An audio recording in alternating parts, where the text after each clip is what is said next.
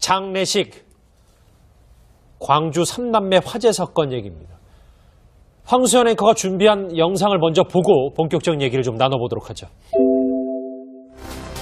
조금 전 1시 엄마가 낸 불로 세상을 떠난 3남매의 장례가 진행됐습니다.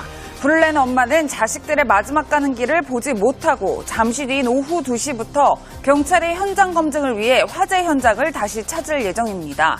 이런 가운데 지난달 31일 불이 난 집에서 구조되는 엄마의 영상이 공개됐습니다. 지금부터 영상 함께 보시겠습니다.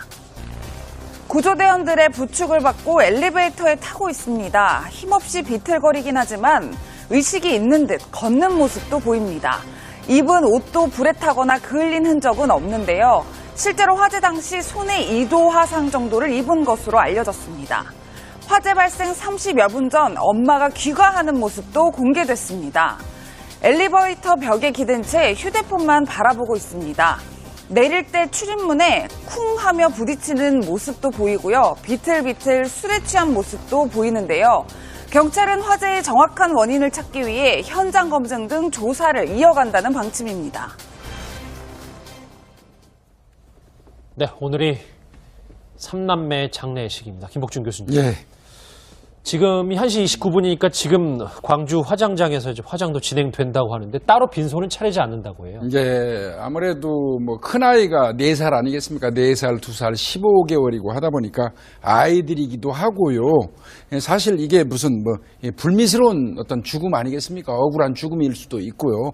이런 부분 때문에 이제 뭐 장례 절차라든지 빈소는 차리지 않는 것 같습니다. 예. 그리고 이제 바로 이제 가족끼리 모여가지고 화장장으로 향해서 이제 화장한 이후에 납골묘로 이제 안치하는 그런 형태로 장례를 진행하는 것 같습니다. 예, 오 교수님 지금 친엄마도 뭐 나도 죽었어야 한다 이러면서 굉장히 심리적으로 불안한 상태를 보이는 것으로 알려졌는데 그 친아버지도 굉장히 오열을 하면서 다 내 잘못이다 뭐 이런 취지의 이야기를 하고 있는 것 같더라고요.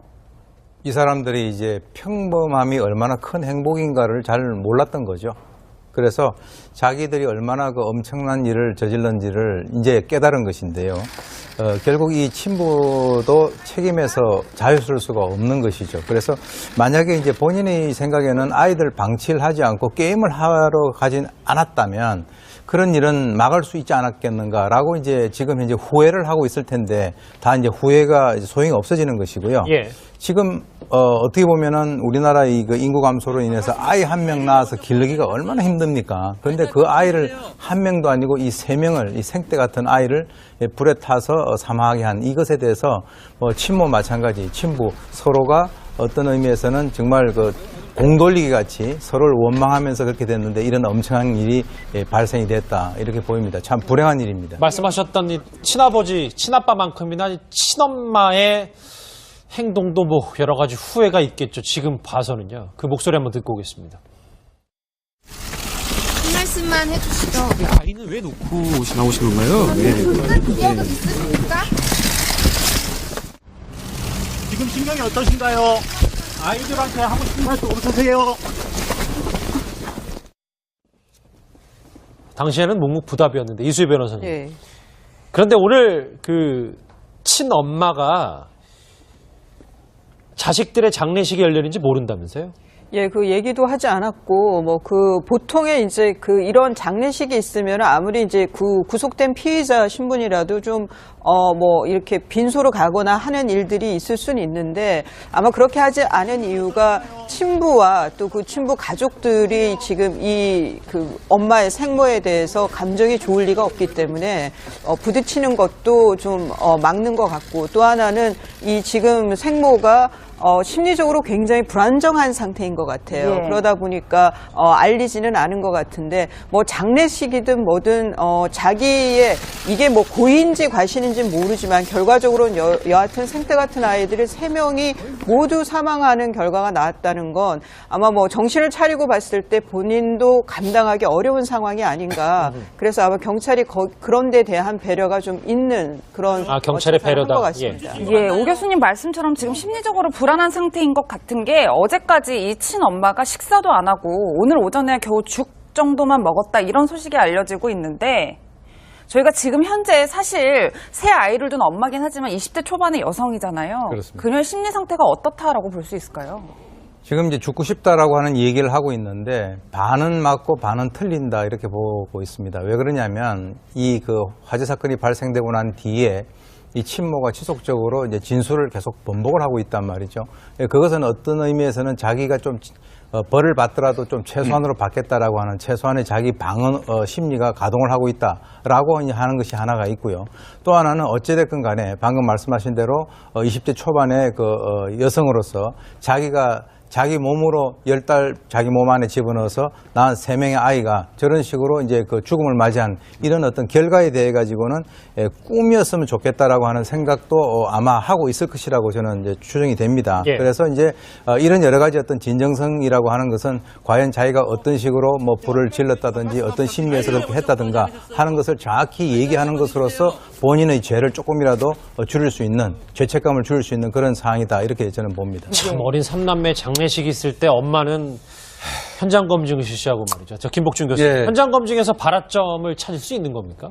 예, 현장 검증 일단은 뭐 국가원이라든지 화재 감식 팀에서 일정 부분 발화 지점은 특정을 했을 겁니다. 이제 그 특정해 놓은 거를 토대로 해가지고 이제 이 엄마의 그 시간대별 동선하고 어떤 그런 부분들을 재현하는 건데 이를테면 이런 겁니다. 몇 시경에 외출했고 또 몇 시경에 귀가하고 귀가해서 어느 장소에서 어떤 자세로 담배 피웠고 그 다음에 뭐 아이가 칭얼거려서 들어가고 잠들었다 그러니까 잠들었다가 깨어난 시간 그 다음에 깨어났는데 불이 난 걸 알고 신고한 신고한 시간대 그 다음에 여기서 제일 중요한 게 또 하나 있어요. 불이 난 이후에 구출하려는 노력을 어느 정도 했는지 예. 아마 그 액션 같은 게 상당히 중요시 될 겁니다. 이거는 처벌하고 직결되기 때문에 그렇습니다.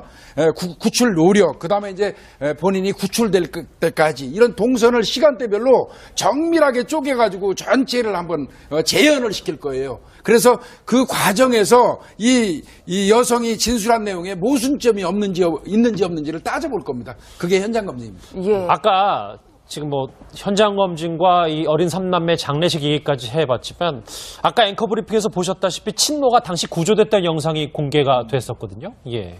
예, 김 교수님 제가 앞서 네. 설명을 하긴 했지만 이 친엄마가 구조대원에 응지한 채 이렇게 비틀비틀거리면서 구조가 되는 영상이에요. 네. 네. 그런데 저는 의문점이 큰 불이 났는데도 불구하고 엄마의 옷이나 이런 부분에는 그을린 흔적조차 없다는 거죠. 경찰이 주목하는 부분이 지금 앵커께서 말씀하시는 그 내용입니다. 이 사람이 적극적으로 새 아이를 구출하고자 했다면 구출됐을 때 저렇게 옷 상태라든지 이런 상태가 저렇게 온전할 수가 없어요. 그래서 구출 노력이 사실상 있었는가 여부가 지금 그 경찰에서 그 문제를 삼고 있는 거거든요. 원래대로라면 정말 구출하고자 엄청나게 노력을 했다면 이 사실은 제일 먼저 여성분들한테 문제가 되는 게 모발이 타요. 예. 머리카락이요? 예. 그런데 머리 손상이 하나도 없다는 거예요. 그런 부분으로 봤을 때는 과연 이 엄마라는 사람이 아이들을 구출하기 위해서 불 속에서 어느 정도의 노력을 했느냐 이 부분은 나중에 처벌에 있어서도 상당히 기준점이 되기도 하거든요. 근데 지금 아까 동영상으로 제가 일견 볼 때는 진짜 필사적인 구조의 노력의 흔적은 안 보였어요. 예. 이 부분이 이제 추후에 좀 문제가 될 수도 있습니다. 이게 얼마나 힘듭니까? 그런데 그 아이를 한 명도 아니고 이 3명을 이 생떼 같은 아이를 불에 타서 사망하게 한 이것에 대해서 뭐 친모 마찬가지 친부 서로가 어떤 의미에서는 정말 그 공돌리기 같이 서로를 원망하면서 그렇게 됐는데 이런 엄청난 일이 발생이 됐다 이렇게 보입니다. 참 불행한 일입니다. 말씀하셨던 이 친아버지, 친아빠만큼이나 이 친엄마의 행동도 뭐 여러 가지 후회가 있겠죠. 지금 봐서는요. 그 목소리 한번 듣고 오겠습니다. 한 말씀만 해주시죠. 아이는 왜 놓고 나오신 건가요? 그런 기억은 있으십니까? 지금 심경이 어떠신가요? 아이들한테 하고 싶은 말씀 없으세요? 당시에는 묵묵부답이었는데 이수희 변호사님. 예. 그런데 오늘 그 친엄마가 자식들의 장례식이 열리는지 모른다면서요? 예, 그 얘기도 하지 않았고, 뭐, 그, 보통의 이제 그, 이런 장례식이 있으면 아무리 이제 구속된 피의자 신분이라도 좀, 뭐, 이렇게 빈소로 가거나 하는 일들이 있을 수는 있는데, 아마 그렇게 하지 않은 이유가 친부와 또 그 친부 가족들이 지금 이 그 엄마의 생모에 대해서 감정이 좋을 리가 없기 때문에, 부딪히는 것도 좀, 막는 것 같고, 또 하나는 이 지금 생모가 29분이니까 지금 광주 화장장에서 이제 화장도 진행된다고 하는데 따로 빈소는 차리지 않는다고 해요. 이제 아무래도 뭐 큰아이가 4살 아니겠습니까? 4살, 2살, 15개월이고 하다 보니까 아이들이기도 하고요. 사실 이게 무슨 뭐 불미스러운 어떤 죽음 아니겠습니까? 억울한 죽음일 수도 있고요.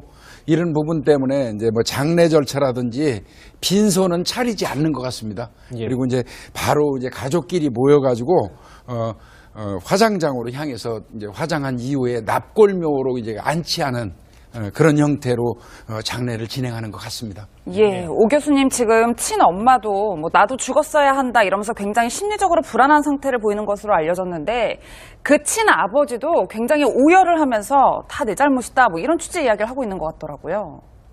이 사람들이 이제 평범함이 얼마나 큰 행복인가를 잘 몰랐던 거죠. 그래서 자기들이 얼마나 그 엄청난 일을 저질렀는지를 이제 깨달은 것인데요.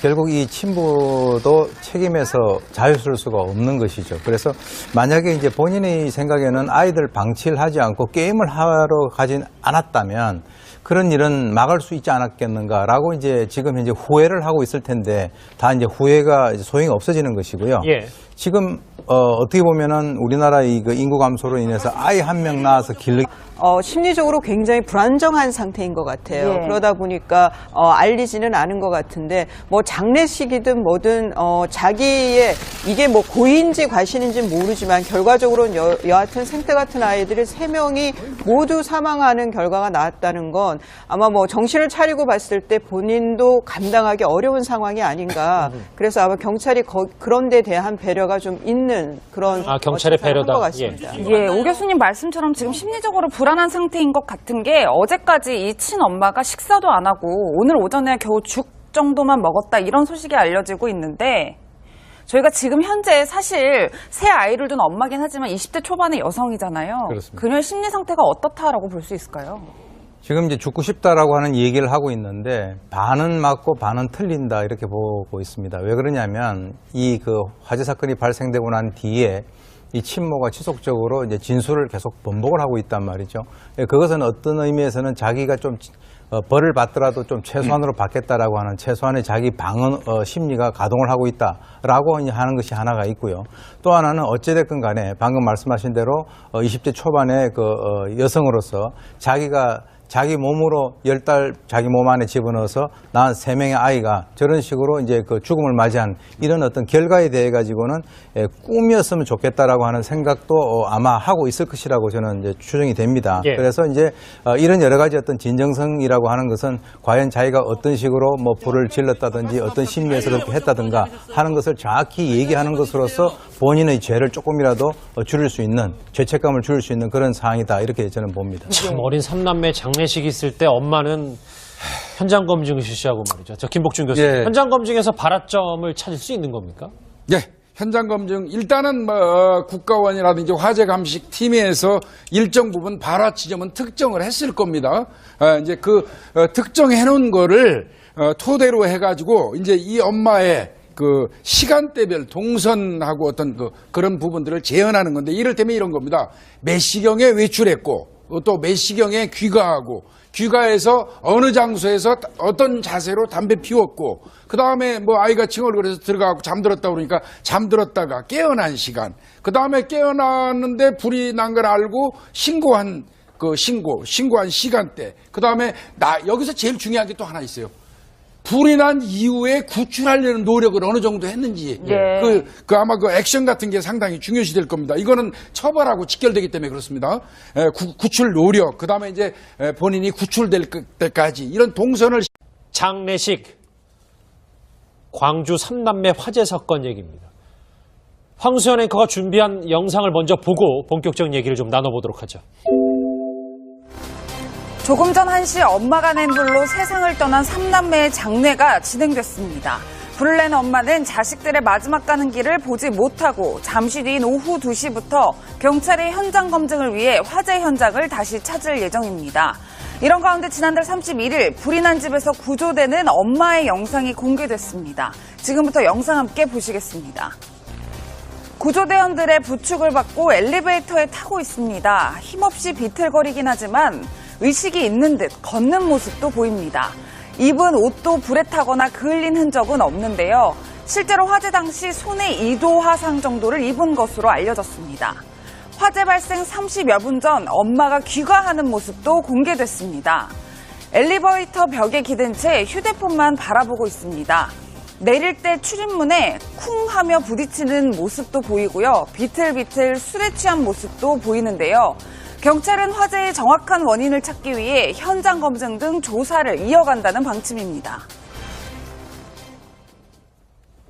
네, 오늘이 3남매 장례식입니다. 김복준 교수님. 예. 지금이 1시